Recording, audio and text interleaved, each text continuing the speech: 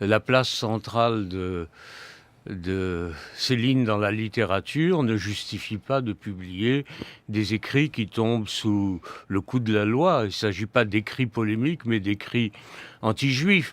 Si un prix Nobel français de médecine publiait un ouvrage recommandant la mise à mort des nourrissons handicapés, des vieillards séniles, je ne pense pas que le Premier ministre aurait donné la même réponse en ce qui concerne la publication de cet ouvrage.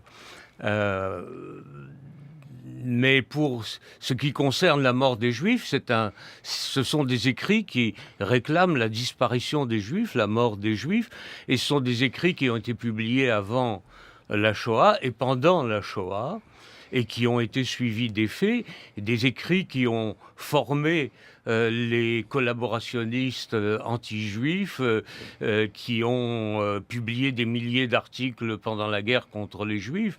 Donc en regardant le passé, c'est impubliable, et en regardant le présent, c'est impubliable aussi, parce qu'on n'est pas dans une société immunisée contre le nazisme et l'antisémitisme surtout.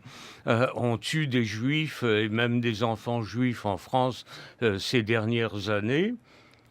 Et toutes les études montrent que parmi les jeunes de banlieue, la vision du juif reprend exactement les clichés et les préjugés des années 1930.